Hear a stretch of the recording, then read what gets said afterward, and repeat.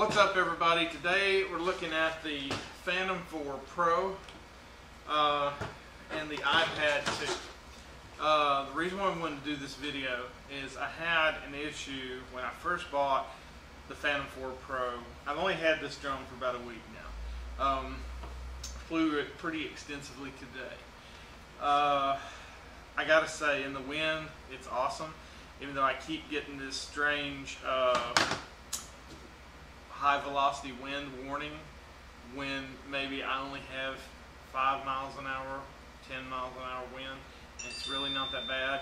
It doesn't affect the craft, it doesn't seem, but it's interesting. I keep getting this warning. I've even had it once when there was no wind at all. I was just flying really fast, so I don't know if the sensors in this thing are actually really sensitive to its own speed.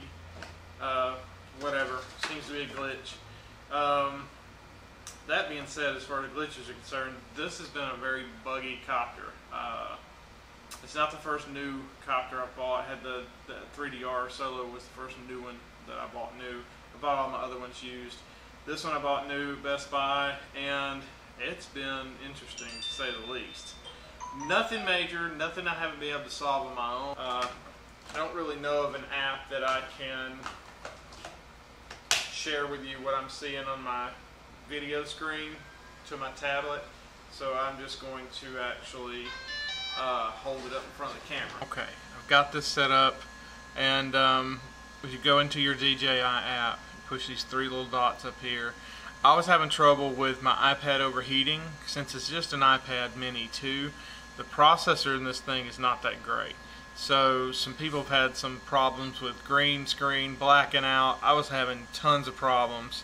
So I went in here and I clicked on where it says HD, and I changed from auto to custom, 2.4 gigahertz. I turned off the 5.8 and went to 2.4. 2.4 has a better range.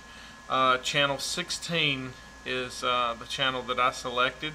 Out of the box, I think 15 was selected, and as you can see on this chart, that 16's got a much more steady, it's way more steady.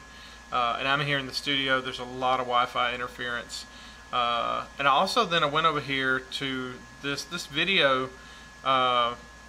selection here, 4 megabits a second, 6 megabits per second here. This has to do with the upload or the download speed of the copter, or not necessarily the speed, but the quality of the video. I turned it all the way down to 4 megabytes per second, and what's happened now is, I mean, used to even sitting here in the studio with the quad this close to the remote, I would get dropout in video signal. Video signal is super smooth now. It's way better. I've tested this with another observer, visual observer, close to 4,000 feet. We had perfect range, perfect video connection and everything. So it's really been some key components to know, is to know how to go in there and change those settings. And used to on the Phantom 4, I never really messed with those settings with the Phantom 4. They didn't give me a lot of issues. I can tell you this, I went in and changed these settings to mimic this because I thought what was good for the Phantom 4 Pro would be good for the Phantom 4, and it's not necessarily so. I think I had to change my Phantom 4 to channel 17 or 18 to actually get a better signal on it. Now with this setup, with the channel 16 so far on the Phantom 4 Pro, I've had a really good result. So it may vary with you, but at least know that if you're having these video connection issues, this is where you can go in and tweak those out, adjust those, and see if you can't get a better connection. The auto feature is on by default, and all you do is change it over to custom.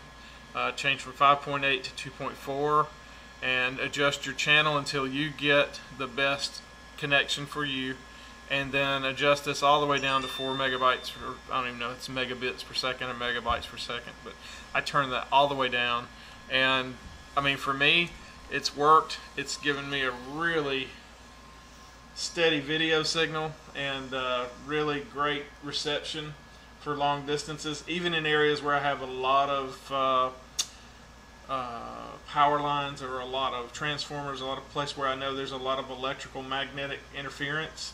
It's given me great results. So give it a try for yourself, see how you like it, and fly safe. Alright, another setting I almost forgot about that I also adjusted that may have some thing to do with the video. Go into these three dots, go into these three dots in this menu here,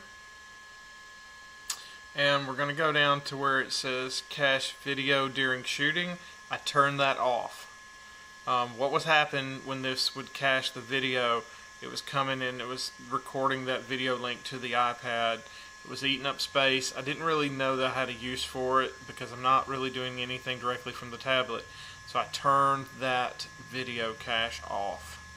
And so that may be another thing that helped to take care of that. So just to make sure, just to clarify, pull up the menu on the top right, go down here, scroll down till you see cache during video shooting, and turn it off. That feature turned off may also help you keep from having to buy a new tablet for your new drone.